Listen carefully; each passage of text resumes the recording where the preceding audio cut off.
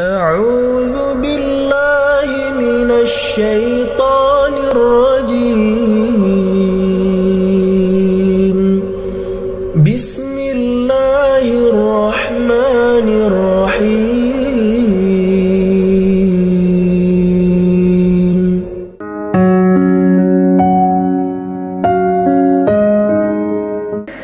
Ada dulu yang pengen bunuh diri karena ditolak sama ceweknya. Kebetulan di depan rumah ceweknya itu ada lagi truk lagi berhenti. Terus dia balapan, sengaja nabrakin dirinya ke truk yang lagi berhenti, tepat di depan rumah ceweknya. Kenapa? Pengen nunjukin ke ceweknya, aku gak bisa hidup tanpa kamu. Coba. Kenapa bisa kejadian kayak gini? Karena hatinya tidak dikuatkan. Kenapa ada orang yang berkali-kali diputusin, tetap aja datang lagi. Kuat banget tuh hatinya. Berkali-kali diputusin, datang lagi. Bukan datang ke yang lain, datang ke yang sama. Sampai orang yang putusinnya, yang putus asa memutuskan, akhirnya menerima. Nah, di sini berarti bukan soal layak dan tidak, soal siapa yang paling sabar ya. Kan kata Umar bin Khattab, rahasia kemenangan dalam satu pertarungan. Ini yang ngomong jawaranya ya, Umar, bukan saya. Kalau saya mungkin bukan petarung. Kalau Umar kan petarung. Dia ngomong apa? Rahasia kemenangan dalam satu pertarungan bukan teknik, bukan kekuatan fisik, tapi ketahanan, kesabaran. Siapa yang paling sabar, dia yang akan menang. Siapa yang paling sabar sampai ronde 10, maka dialah yang menang. Begitu juga dalam kehidupan, siapa yang paling kuat, dialah yang akan sukses, yang paling sabar. Ternyata kadang Allah menolong kita bukan dengan cara buat hidup kita nggak ada masalah. Justru kadang masalah itu kuliah buat kita. Masalah itu nyantri buat kita. Masalah itu kursus buat kita, biar kita mengerti kebaikan. Mengerti artinya menjadi orang yang tangguh. Tapi Allah kuatkan hati kita. Sehingga kita berbaik sangka. Ihfazillah yahfazka. Jaga Allah, Allah jaga kamu. Berbaik sangka kepada Allah. Misalnya lagi ada musibah. Oh, kayaknya Allah mau ganti yang lebih baik nih. Kayak gitu. Ada musibah langsung berbaik sangka, Allah mau ganti yang lebih baik. Istri saya tuh salah satunya, dan beliau aktivis mengurus pasien-pasien kanker yang kurang mampu di Bandung. Jadi kita punya namanya rumah teduh, menampung ada sekitar 6 rumah, menampung lebih dari 70 pasien. Termasuk ada yang dari Garut, dari Tasik, dari pelosok-pelosok. Bahkan ada yang dari Garut bagian selatan yang kemarin sempat kita anterin, udah meninggal pakai ambulan. Dari Bandung ke rumahnya itu 12 jam. Karena pertama udah sampai di jalan raya harus digotong, gak bisa naik mobil ke atas, ke bukit gitu. Gotongnya aja sejam. Kalau pakai motor gak mungkin kan, bawa tandu kan pakai motor gak mungkin ya. Tapi kalau teman-teman anak-anak motor kayaknya bisa nih ngetrik ya, bawa. Kalau kita nggak bisa, akhirnya ditandu sejam naik ke atas tuh. Nah, kemarin ada kejadian di salah satu rumah teduh untuk nampung pasien-pasien yang kurang mampu bersama keluarga mereka. Ada satu pasien nyamar. Dia pura-pura sakit, terus tinggal di situ sehari. Tiba-tiba malam hari dia hilang. Semua HP keluarga pasien diambil, dibawa lari. Mencuri HP pasien kanker kurang mampu. Coba, kurang apa dosanya tuh? Mencuri HP, nyopet HP orang di mall masih mending, dosa lah ya. Tapi nggak dosa segede itu ya, nggak berlipat-lipat. Ini dosanya apa? Mencopet, mengambil HP keluarga pasien kanker kurang mampu. Yang di HP itu satu-satunya alat untuk komunikasi, ngurus pengobatannya. Kita nelpon mereka juga di situ, nelpon dokter lewat HP itu, diambil sama dia. Hilang sekitar 5 HP, 5 pasien. Langsung kita coba snapgram di sosial media. Dalam hitungan jam Allah ganti HP yang lebih bagus, jumlahnya 2 kali lipat. Itu juga kita stop. Kalau enggak mungkin 10 kali lipat jumlahnya. Bisa jualan HP itu. Kita taruh Instastory, kita butuh HP nih, ada 5 pasien kita yang kehilangan HP dalam satu musibah. Mudah-mudahan Allah ganti yang lebih baik. Ternyata langsung pada ngejapri, saya ganti. Bukan HP bekas, HP baru yang harganya mungkin lebih mahal berkali-kali lipat dari yang hilang. Dan jumlahnya berkali lipat dari yang hilang. Hilang 5, yang udah terkumpul dalam hitungan 1 jam 10. Itu langsung kita stop, kalau enggak bisa 100 tuh. Lumayan kan, bisa buka lapak lagi tuh. Nah ternyata benar kalau kita berprasangka baik ke Allah. Akhirnya mereka pas dikasih HP yang baru bingung, Pak ini gimana cara memakainya nih. Karena HP yang mereka selama ini kan yang HP hitam putih yang agak gede yang bisa ngelemparin maling ya. Sekarang HP-nya slim, warna, bisa selfie. Mudah-mudahan sih nggak sibuk selfie ya. Nah alhamdulillah dikasih yang lebih baik. Coba berprasangka aja sama Allah. Dan itu mudah banget bagi Allah. Saya juga pernah hilang HP. Malam-malam mau ada acara tahajud bareng. Bangun tidur karena udah telat bangunnya. Acara tahajud jam 2, saya bangun di rumah jam 2. Kan telat banget tuh, berangkat ke tempat masjidnya setengah jam paling cepat. Akhirnya karena panik, saya ambil HP, jatuh. Pas jatuhnya itu bagian layarnya langsung pecah, gak bisa lagi dipakai digit. Wah HP saya hilang, langsung doa, Allahumma ajurni fi musibati wakhluf li khairam minha. Ya Allah, beri saya pahala dalam musibah saya, beri saya ganti yang lebih baik darinya. Waktu itu HP saya HP harga 2 juta. Paginya jam 10 pagi Allah ganti dengan Samsung Note 5 yang waktu itu harganya masih 10 juta. Coba langsung cash, langsung dikasih sama Allah. Gimana caranya? Allah yang punya cara. Dan kita nggak harus tahu caranya karena ayatnya juga wa yarzuqhu min haitsu la yahtasib, dari jalan yang Allah yang kalian tuh nggak pernah duga. Prasangka baik sama Allah. Ditolak, oh berarti akan diberikan yang lebih baik dari ini. Ditolak lagi, oh berarti lebih baik lagi. Cari lagi yang lebih baik, ditolak lagi. Makanya nyari yang terbaik. Begitu ditolak, Allah berarti akan menggantikan yang lebih baik dari dia. Itu ada cewek, Masya Allah, berhijab, hafal Al-Quran, juz 30.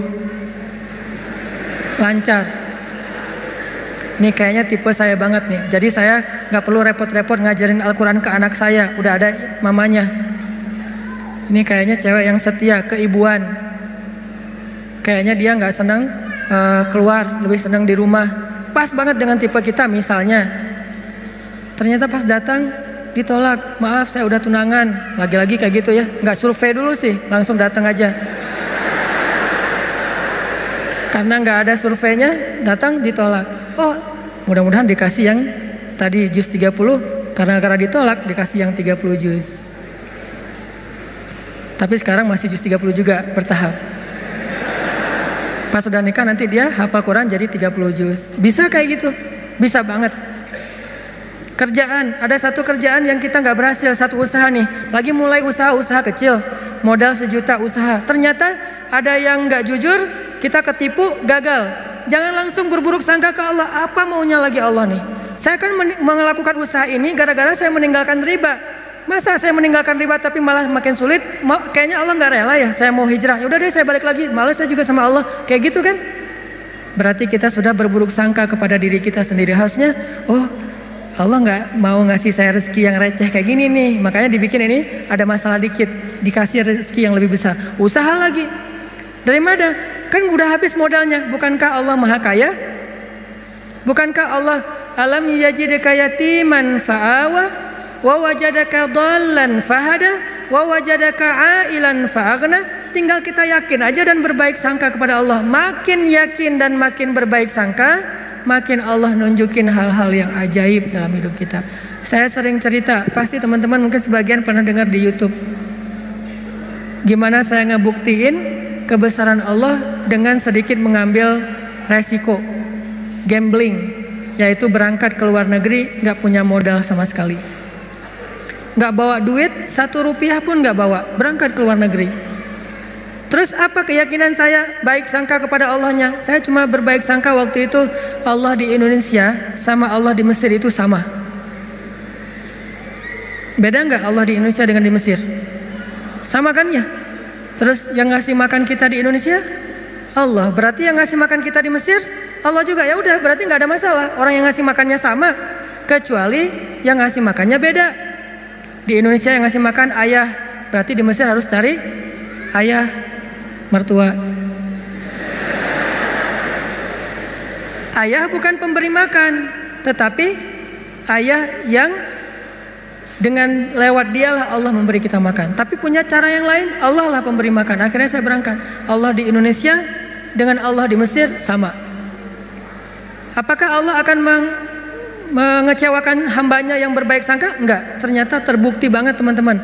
Saya malah merasa sangat diperlakukan dengan istimewa oleh Allah sepanjang perjalanan sampai pulang lagi ke Indonesia. Enggak kelaparan sama sekali. Ikhtiar. Cuman kadang kita ikhtiar habis-habisan. Kalau Allah mengatakan tidak, ya tetap aja nggak bisa. Ada juga orang yang ikhtiarnya biasa-biasa aja. Allah bilang ya, dapatnya lebih dari apa yang dia ikhtiarkan. Saya jual bakso, jual doang, yang masak teman karena saya nggak bisa masak. Saya bilang ke teman, lo masakin bakso, nanti biar gua yang jual. Nanti bagi 2, lo 30%, saya 70%. Oh ya boleh, dia masak, terus saya jualan bakso ke warga Indonesia yang ada di Mesir, plus warga Malaysia, karena Malaysia lebih banyak daripada Indonesia. Indonesia sekitar 3.000, Indonesia sekitar 6.000, Malaysia sekitar 12.000, 2 kali lipat jumlah mahasiswa Malaysia. Jualan. Lagian kalau orang Malaysia mungkin karena nggak terbiasa makan bakso, nggak bisa ngebedain bakso enak dan nggak enak ya. Jadi lebih aman nih. Jangan jual bakso ke orang Bandung, ketahuan banget nggak enaknya. Karena orang Jawa Barat kan banyak jual bakso tuh. Wah ini nggak kayak bakso di tempat saya, jual bakso ke mereka. Dan saya ngasih jumlah pentol baksonya tergantung mood. Kalau orangnya kayaknya nyaman nih, enakan nih, kasih banyak. Kalau orangnya nyebelin, kasih aja 2, cukup lah. Datang wajahnya cemberut gitu, mau apa? Beli bakso. Oh ya, 2 kasih aja.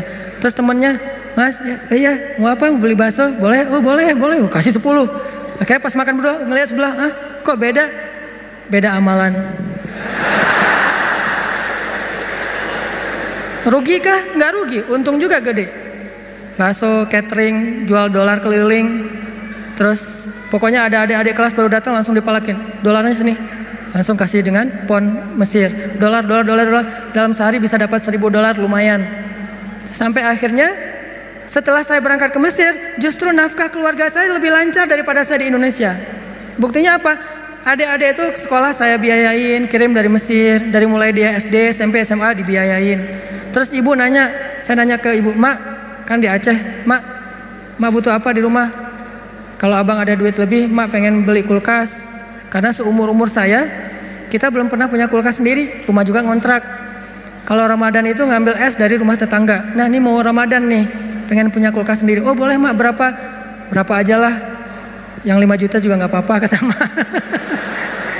Kemahalan. Akhirnya saya kirim 1,5 juta beli kulkas yang 1 pintu, yang kecil. Bahagia. Mak butuh apa lagi? Ya ini adik-adik baju lebaran belum dibeli, kirim baju lebaran. Mak butuh apa lagi? Ini uang kontrakan bulan ini belum bayar, kirim. Ternyata benar kalau kita berbaik sangka ke Allah sekali, Allah akan ngebalesnya minimal 10 kali. Sampai menikah di sana, punya anak di sana, pulang ke Indonesia. Saya sering gambling dengan cara berbaik sangka kepada Allah. Tapi jangan gambling sesuatu yang Allah nggak janjikan ya. Saya berbaik sangka ke Allah, berdiri aja di rel kereta, pasti nggak akan ditabrak lah.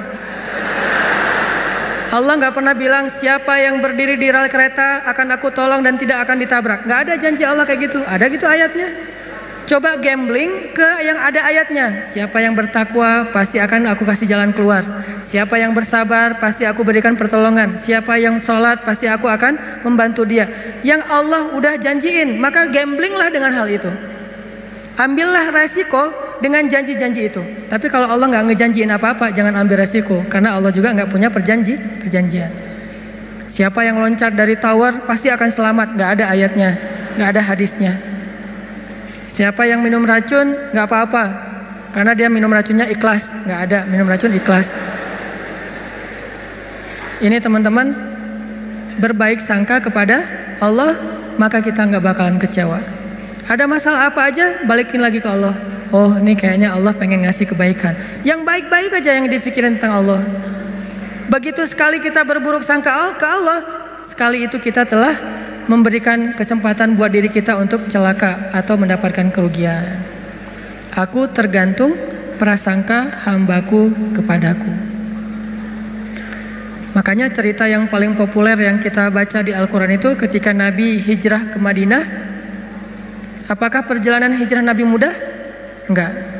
Jadi kalau kita ngerasa perjalanan hijrah kita itu enggak mudah, berarti kita juga ngerasain apa yang dirasakan Nabi Muhammad SAW. Bukan kita doang yang susah dalam hijrah, Nabi juga susah, padahal Nabi lebih dekat ke Allah daripada kita.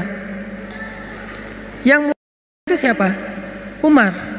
Itu hijrah yang paling mudah. Sebelum hijrah, posting dulu. Besok mau hijrah, hari ini posting. Captionnya apa? Wahai orang-orang Quraisy, ketahuilah bahwa saya besok bakalan hijrah. Siapa yang pengen istrinya jadi janda, anaknya jadi yatim, tunggu saya di balik bukit itu. Langsung share location, bukit yang mana. Umar tuh yang posting dulu. Gak ada yang berani nge-like coba. Sepi aja tuh postingan Umar yang paling sepi itu. Gak ada yang berani nge-like, gak ada yang berani komen. Diem aja, anteng. Besoknya Umar hijrah. Ada nggak yang berani nungguin Umar di luar kota? Nggak ada. Yang berani mencegat Umar? Nggak ada. Karena mencegat Umar sama aja dengan bunuh diri. Ada dua orang yang nggak berani dicegat di Quraisy tuh, Umar sama Hamzah. Sedangkan Rasul dan Abu Bakar orang yang dianggap lemah. Walaupun sebetulnya Nabi kuat, cuman nggak pernah bertarung, nggak pernah mukul orang sehingga nggak ditakuti. Kalau adu kekuatan pasti Nabi itu paling kuat, cuma kan nggak pernah mukulin orang, sehingga dianggap ini mah orang nggak menakutkan. Kalau Umar kan sering mukul orang, bukan sering, hobi itu. Sebelum hijrah, hobi mukul orang. Sama kayak Nabi Musa, hobi Noel orang, Noel aja mati. Lo apaan sih? Mati. Kan orang Kipti kan ditoel sama Nabi Musa, belum diapa-apain, baru ditakol dikit lah, udah mati. Ini Umar. Paling gampang hijrah itu Umar. Sedangkan Nabi sendiri yang lebih soleh daripada Umar, susah hijrahnya. Harus sembunyi-sembunyi, harus diam-diam, harus ngambil arah yang berlawanan dari kota Madinah. Kota Madinah ke sebelah sini, Nabi malah perginya ke sebelah sini. Bukan mendekat, malah menjauh dari Madinah. Terus masuk ke dalam sebuah lubang, bukan goa, lubang. Lubang kecil namanya di atas Jabal Sur, sehingga disebut dengan Gua Sur. Sembunyi berdua sama Abu Bakar di situ nyumput. Ketahuan juga tuh takdir Allah. Kenapa Allah nggak buat orang-orang menjauh biar Abu Bakar dengan Rasulullah itu enak di dalam tempat itu, nggak ada yang ganggu. Sengaja Allah bikin skenarionya kayak gitu. Untuk apa? Untuk tunjukkan bahwa Allah Maha Kuasa. Buat orang yang beriman itu nggak ngaruh. Mau kayak gimana juga sulitnya nggak ngaruh. Yang penting Allah ridho. Itu aja yang penting. Yang penting Allah bersama kita. Cuma itu yang penting. Sehingga akhirnya ketika orang-orang berada tepat di mulut gua, itu jarak Nabi sama musuhnya itu cuma hitungan jengkal loh. Setengah lutut mereka, setengah kaki mereka itu udah kelihatan sama Nabi kayak gini nih. Tepat di depan Nabi. Sampai Abu Bakar berbisik ke Rasulullah, "Ya Rasulullah, kalau mereka ngelihat ke bawah, pasti mereka akan menemukan kita. Gimana nih? Gimana nih?" Abu Bakar yang khawatir. Abu Bakar yang takut, bukan takut dan khawatir terhadap keselamatan dirinya, tapi khawatir terhadap keselamatan kekasihnya Rasulullah SAW. Saking sayangnya Abu Bakar kepada Rasul. "Ya Rasulullah, gimana nih? Gimana nih?" Apa kata Rasulullah? "Ya Abu Bakar." Lembut Nabi ngomongnya. "Ya Abu Bakar, ma dhannuka bisnain? Allahu salisuhuma." Ya Abu Bakar, kenapa kamu mikir kita berdua doang? Bukankah Allah yang ketiga? Jadi kalau kita merasa sendiri, kenapa kita berpikir kita sendiri? Bukankah Allah yang kedua? Kalau kita merasa sedikit, kenapa kita berpikir sedikit? Bukankah Allah itu punya banyak pasukan yang diturunkan dalam perang Badar, perang Ahzab dan yang lainnya? Ma dhannuka bisnain? Allahu salisuhuma. Kenapa kamu mikir cuma berdua padahal Allah yang ketiga? La tahzan, innallaha ma'ana. Jangan khawatir ya Abu Bakar, Allah bersama kita. Setelah Rasulullah ngomong kayak gitu, apa yang terjadi? Apakah musuh kemudian menemukan mereka? Tidak. Gimana cara Allah memalingkan mereka? Allah palingkan hati dan pikiran musuh. Gak kepikiran ngelihat ke bawah, gak pengen juga ngelihat ke bawah. Ini cara Allah nih. Kalau ada berita bahwa di situ ada laba-laba, ada merpati bikin sarang, itu masih kontroversi di antara ulama. Ada ulama mengatakan itu benar, ada ulama mengatakan itu dhaif. Allahu alam. Tapi yang pasti Allah memalingkan mata, pikiran dan hati musuh dari melihat ke arah Rasul dan Abu Bakar. Itulah pertolongan Allah. Bukan ketemu terus tarung, musuh kalah. Gak usah serepot itu. Allah gak mau juga ngerepotin hambanya. Allah cuma pengen nunjukin kebesarannya aja. Dibuat musuh datang, sampai sedekat mungkin, ukurannya cuma beberapa sentimeter, tapi dalam kedekatan yang luar biasa itu Allah tunjukin mereka tidak bisa ngapa-ngapain. Dipalingkan aja wajahnya, ngelihat ke semua sisi dilihat, tapi ke bawah enggak. Kan enggak masuk akal kan? Kenapa bisa kayak gitu? Inilah kebesaran Allah. Padahal harusnya ngelihat ke semua sisi, termasuk lihat ke bawah, ada orang enggak di dalam lubang-lubang itu. Enggak kepikiran sama sekali. Apakah satu orang musuh? Ada puluhan musuh. Dan puluhan musuh itu tidak satu orang pun yang berpikir untuk ngelihat ke dalam lubang itu. Satu orang pun enggak berpikir. Begitulah cara Allah menolong kita. Allah bisa buat semua hati sayang kepada kita, sehingga Allah angkat derajat kita. Allah mengangkat derajat seseorang, merendahkan yang lain. Tiba-tiba semuanya jadi simpatik sama kita, respect sama kita. Mudah banget buat Allah. Dan kita melihat itu dalam banyak kejadian dalam kehidupan kita. Ada orang yang tiba-tiba muncul, ada orang yang tiba-tiba tenggelam, dan itu cara Allah. Ada yang orang tiba-tiba Allah buat dia terkenal, tiba-tiba orang dihindarkan dari semua orang, tinggal sendiri. Itu sangat mudah buat Allah. Makanya berbaik sangkalah kepada Allah dalam semua urusan, sehingga ketika kita berbaik sangka kepada Allah, Allah akan memperlakukan kita seperti apa yang kita persangkakan. Jaga Allah, Allah jaga kita. Itu satu. Hari ini dua aja nih. Gimana maksud jaga Allah sehingga Allah jaga kita? Satu, berbaik sangka. Kedua, arti jaga Allah, Allah jaga kita ada di Al-Baqarah. Fadhkuruni azkurukum. Ingatlah Allah ketika kita senang, nanti Allah ingat kita ketika kita susah. Itu ayatnya. Walaupun terjemahannya nggak sejelas itu. Terjemahannya ingat aku ingat kamu. Tapi tafsirnya maksudnya ingat aku ketika kamu lagi senang, ketika kamu lagi lapang, ketika kamu merasa nggak butuh. Nanti aku akan ingat kamu ketika kamu lagi susah, lagi sempit, lagi butuh. Fadhkuruni adzkurkum. Jangan cuma ingat Allah pas kita butuh, sehingga nanti Allah baru akan ingat kita di kebutuhan berikutnya. Karena Allah membalas perbuatan kita, bukan langsung waktu itu. Jadi kalau kita mau ditolong ketika susah, jadilah orang yang selalu mengingat Allah ketika kita senang. Lagi gak ada masalah nih, tetap ingat Allah. Gimana ingat Allah ketika kita lagi senang? Bersyukur ketika dapat nikmat, alhamdulillah ini nikmat dari Allah. Diingat, Allahnya tuh dimention terus, di tag terus, sehingga ketika nanti kita kekurangan, Allah akan bilang, itu hambaku lagi kekurangan, aku bantu deh. Karena ketika aku kasih dia nikmat, dia ingat aku. Begitu dia punya masalah, aku akan ingat dia. Apa contohnya? Contohnya ada seorang laki-laki, ini cerita Nabi nih, hadis, tapi hadisnya dalam bentuk cerita. Ada seorang laki-laki lagi musafir di zaman sebelum zaman Nabi, mungkin di zaman Nabi Isa atau zaman Nabi sebelumnya, tidak disebutkan. Yang jelas umat terdahulu, Bani Israel. Ada seorang laki-laki lagi jalan, di tengah jalan dia ngelihat ada segumpal awan yang bentuknya aneh. Awan ini awan yang sangat gelap, warnanya abu pekat, benar-benar mau hujan deras, tapi ukurannya nggak besar, ukurannya seukuran satu petak sawah doang gitu. Dia perhatiin nih awan kok aneh, yang lain cerah, tiba-tiba ada satu awan kayak gitu. Gak lama dia memperhatikan, terdengar suara dari langit berbicara kepada awan, dan dia dengar suara itu. Apa kata-kata dari langit? Ya ghamam, iski mazra'ata fulan bin fulan.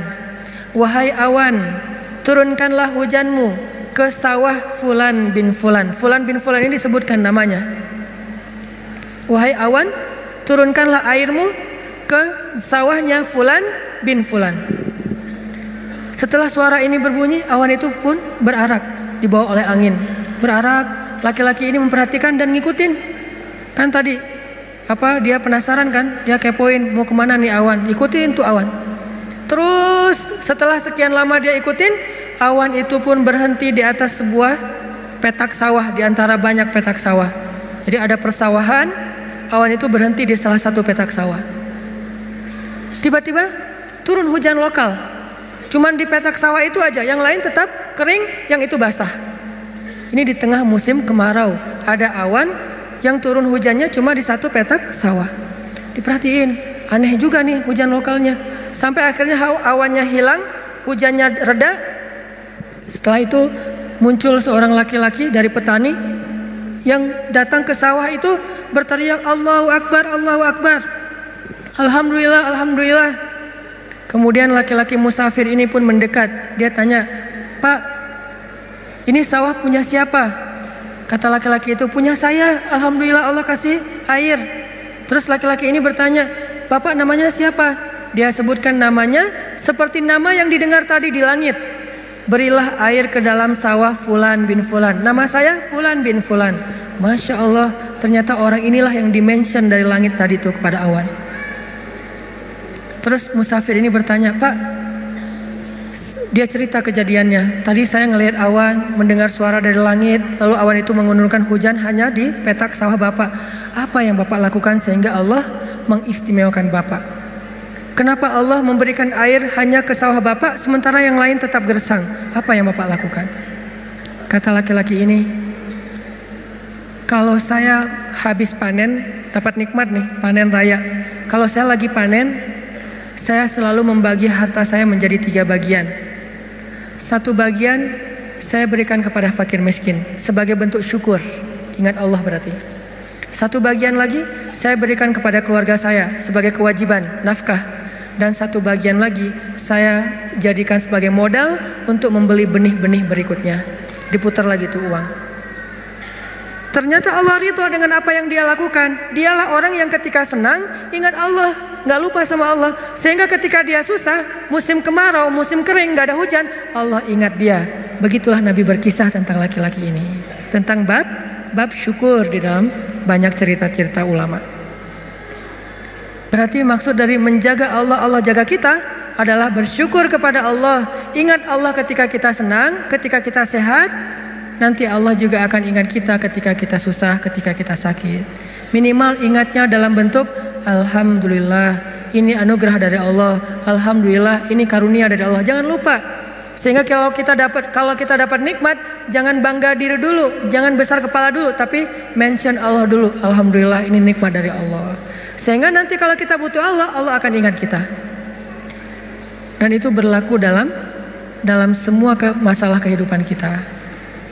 Satu cerita lagi, gimana Allah ingat hambanya yang ketika normal ingat Allah. Cerita yang populer tentang 3 orang yang terkurung di dalam gua. Gimana mereka bisa selamat? Lagi jalan touring, tiba-tiba badai, masuk ke dalam gua berlindung. Karena badai akhirnya terkurunglah di dalam gua. Lagi touring tuh. Bahkan mungkin motornya ketinggalan di luar. Karena tadi pas buru-buru ya masuk ke dalam gua, motornya ditaruh di luar, terus mereka longsor. Gimana 3 orang ini bisa selamat dari kurungan gua? Dengan berdoa, ya Allah, dulu saya kayak gini. 1, berbakti kepada ibu. 2, tidak menzolimi pekerja. Yang 3, meninggalkan zina gara-gara takut kepada Allah. Artinya dulu pernah berbuat baik ketika dalam keadaan normal, beramal solih. Nanti ketika mereka susah, amal soleh mereka dulu itulah yang akan menjadi wasilah Allah menolong mereka. Jadi jangan beramal soleh, rajin sholat, rajin ke masjid, rajin tilawah pas lagi ada masalah doang. Justru pas lagi normal kayak gini nih kelihatan ikhlasnya. Kalau lagi ada masalah kan ada maunya tuh, bukan ikhlas ya. Walaupun Allah menghargai, tetap itu kebaikan, gak akan disia-siakan. Cuman mau lebih keren, jangan pas lagi ada masalah doang. Pas lagi normal, kayak lagi gak merasa butuh sama Allah, tetap rajin ke masjid, tetap sholat tepat waktu, tetap mengingat Allah, tetap membaca Al-Quran, tetap membantu orang lain, tetap berbakti kepada orang tua. Sehingga kalau kita ingat Allah ketika kita lagi normal, lagi susah, lagi suka, lagi lapang, nanti Allah Subhanahu wa Ta'ala akan mengingat kita ketika kita lagi susah dan lagi sempit. Itulah yang terjadi dalam banyak kisah-kisah yang diceritakan oleh Nabi. Mudah-mudahan ini bisa jadi booster buat kita teman-teman. Kesimpulannya satu-satunya berbuat baik atau habis-habisan yang gak bakalan dikecewain itu adalah habis-habisan kepada Allah. PDKT yang gak bakalan kecewa itu PDKT-nya kepada Allah. Telepon yang gak bakalan di-reject itu telepon Allah. Japri yang gak bakalan diantepin, japri ke Allah satu-satunya. Kalau yang lain bisa aja kita dicuekin. Kenapa? Mungkin dia sibuk, mungkin dia lupa, mungkin. Tapi kalau Allah enggak. Kedua, maka dari itu coba kita jaga hubungan kita dengan Allah. Siapa yang menjaga Allah, Allah jaga dia. Satu, arti menjaga Allah adalah berbaik sangka kepada Allah. Allah juga akan berbaik sangka kepada dia. Dua, ingat Allah ketika kita senang, nanti Allah akan ingat kita ketika kita susah.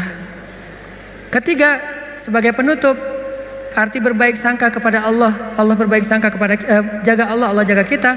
Sedikit lagi ini penting. Ridholah dengan nikmat yang sedikit, maka Allah akan ridho dengan amal yang sedikit. Memangnya amal kita banyak. Man radhiya bil qalil, kata Nabi, radhiyallahu bi qalilim min amalih.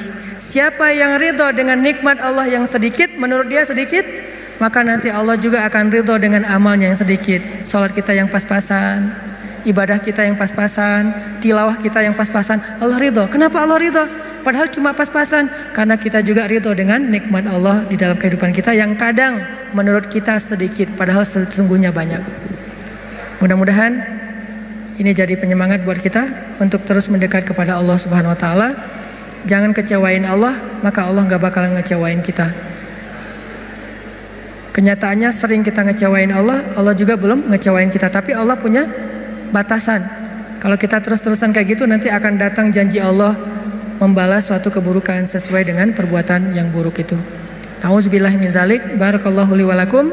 Wassalamualaikum warahmatullahi wabarakatuh.